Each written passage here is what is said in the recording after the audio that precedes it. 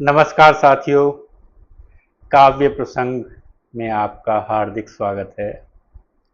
मैं आपका परमेंद्र सिंह आज आपके सामने लेकर आया हूँ कवि आलोचक पंकज चौधरी की कुछ कविताएं। पंकज चौधरी का जन्म बिहार के सुपौल जिला के कर्णपुर नामक गांव में 16 सितंबर 1976 को हुआ। आपकी कविताएं और वैचारिक आलेख सभी पत्र पत्रिकाओं में निरंतर प्रकाशित होते रहते हैं।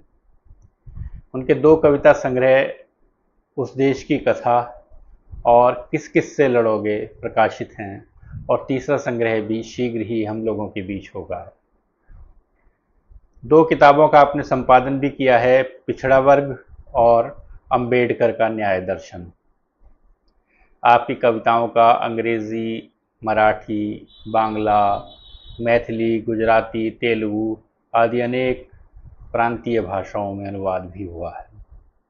आपको बिहार राष्ट्र भाषा परिषद के युवा साहित्यकार सम्मान, प्रलेस का कवि कन्हैया स्मृति पुरस्कार, पटना पुस्तक मेला का विद्यापति सम्मान और नई धारा रचना सम्मान से भी सम्मानित किया जा चुका है। आइए मित्रों, सुनते हैं पंकज चौधरी की कुछ कविताएं। कविताएं शुरू करूं उससे पहले मेरा आपसे निवेदन, आपने यदि अब तक काव्य प्रसंग को सब्सक्राइब नहीं किया है तो इसे सब्सक्राइब कर दें, शेयर करें, लाइक करें और अपने मित्रों के साथ इसे साझा करें। अपनी टिप्पणी के माध्यम से हमें और अधिक अच्छी कविताएं प्रस्तुत करने के लिए सुझाव प्रदान करें।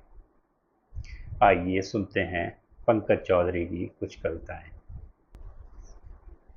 कविता का शीर्षक है दुनिया बनने का क्रम। पुराने पत्ते झड़ गए, नए पत्तों का आना जारी है। पेड़ की डालियां अभी खाली खाली हैं। कुछ पत्ते बड़े हो रहे हैं, कुछ पत्ते अभी छोटे छोटे हैं। पत्तियां पत्ते बनने के क्रम में हैं और कोंपल पत्तियां बनने के क्रम में।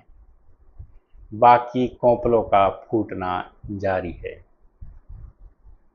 पेड़ का छतनार पेड़ बनना अभी जारी है।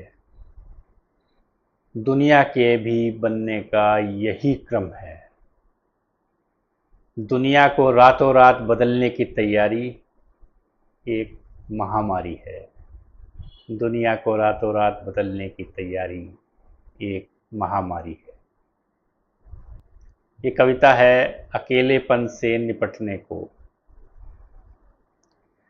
जैसे उदास पत्ते हवा का साथ मिलने से झूमने लगते हैं, जैसे पत्रहीन गाछ नई नई पत्तियों के आगमन से हरे भरे पेड़ के रूप में आच्छादित हो जाते हैं, जैसे फागुन की किसी तप्त और शांत दोपहरी को कोयल की कूक सुरीली और काव्यमयी बना देती है, जैसे रेगिस्तान शाम के आगमन से शीतल और सांद्र हो जाता है, जैसे मेघ के आगमन से बेहाल हो चुके खेतों में हाल आ जाता है। मुझे तुम्हारा साथ चाहिए, मुझे तुम्हारा साथ चाहिए। ये कविता है मुक्ति। अकेला हो जाने का भय जब गहराने लगता, तभी उसे याद आया सूर्य के अकेले जलने का। अकेला हो जाने का भय जब गहराने लगा, तभी उसे याद आया सूर्य के अकेले जलने का, चंद्रमा के अकेले चलने का, अकेले ही इस दुनिया में आने का, अकेले ही इस दुनिया से जाने का। कविता का शीर्षक है कमजोर ताकतवर। तुम कितने कमजोर हो, तुम कितने कमजोर हो कि किसी कमजोर को दबाने के लिए तुम ताकतवर एक हो जाते हो। कविता का शीर्षक अभिमान। तुम विशाल हो तो क्या हुआ, सबका बोझ उठाए हुए हो तो क्या हुआ। आंगन के आकाश में टंगी उस पतली रस्सी को देखो जो अलगनी बनी हुई है और बरसे कंबलों का बोझ उठाए हुए है, फिर भी तनी हुई है, फिर भी तनी हुई है। ये कविता है जीवन। थोड़ी सी वर्षा हुई नहीं कि सारे पत्ते हरियर कचोर हो गए। थोड़ी सी वर्षा हुई नहीं कि सारे पत्ते हरियर कचोर हो गए। कितने पीले पड़ गए थे पत्ते जैसे पीलिया रोग। पृथ्वी पर जब तक रहेंगे पेड़, उनमें पीलेपन के बाद लौटती रहेगी हरियाली। उनमें पीलेपन के बाद लौटती रहेगी हरियाली। ये कविता है मेरा संघर्ष। एक ने मुझे डस्टबिन में डाल दिया, दूजे ने नौकरी से निकाल दिया, तीजे ने नज़रबंद करने की कोशिश की, चौथे ने ब्लॉक कर दिया, पांचवें ने हुक्का पानी बंद करवा दिया। मेरा कसूर यही है कि मैं जाति को अनलॉक करता हूँ, कि मैं जाति को अनलॉक करता हूँ। कविता का शीर्षक है साहित्य में आरक्षण। अखबार में भी वही संपादक बनते हैं, गोष्ठियों की भी वही अध्यक्षता करते हैं, चैनलों पर भी वही बोलते हैं।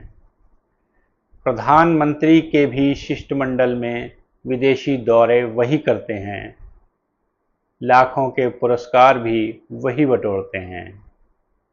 वाचिक परंपरा के भी लिविंग लेजेंड वही कहलाते हैं। महान पत्रकार, महान संपादक, महान आलोचक, महान पत्रकार, महान संपादक, महान आलोचक, महान कवि, महान लेखक भी वही कहलाते हैं। और साहित्य में आरक्षण नहीं होता, ये भी यही बताते हैं। साहित्य में आरक्षण नहीं होता, ये भी वही बताते हैं।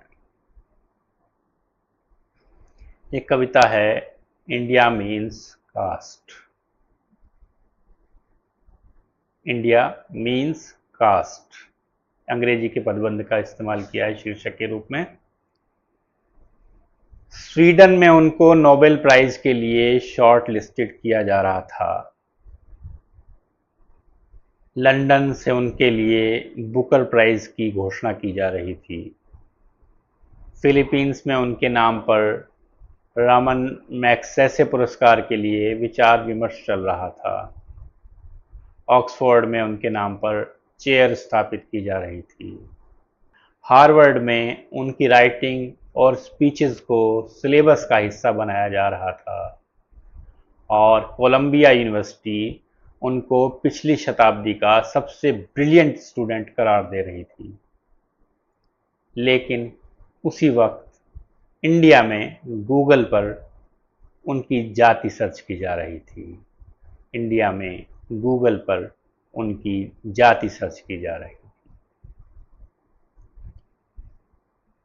इस कविता का शीर्षक है अमर प्रेम। पहला भाजपाई है तो दूसरा बसपाई, पहला भाजपाई है दूसरा बसपाई, तीसरा कांग्रेसी है तो चौथा मार्क्सवादी, पांचवा सपाई है तो छठा लोजपाई, सातवां तेदेपाई है तो आठवां शिवसेनाई। पहला प्रचारक है तो दूसरा विचारक, तीसरा राजनेता है तो चौथा अभिनेता, पांचवा समाजशास्त्री है तो छठा अर्थशास्त्री, सातवां कवि गुरु है तो आठवां लव गुरु। एक राजस्थान का रहने वाला है तो दूसरा पंजाब का, तीसरा कर्नाटक का रहने वाला है तो चौथा बंगाल का, पांचवा यूपी का रहने वाला है तो छठा बिहार का, सातवां दक्षिण का रहने वाला है तो आठवां मध्य का, पहला सांवला है तो दूसरा भूरा, तीसरा तांबई है तो चौथा लाल, पांचवा कत्थई है तो छठा गेहूं, सातवां नीला है तो आठवां पीला। फिर भी इनमें कितना प्रेम है, कहीं यह जाति का प्रेम तो नहीं है। भारत का यह कैसा खेल है, भारत का यह कैसा खेल है।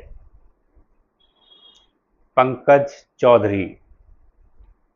शुक्रिया दोस्तों, फिर मिलते हैं किसी और कवि की कुछ और कविताओं के साथ। हमसे जुड़े रहने के लिए बहुत बहुत शुक्रिया।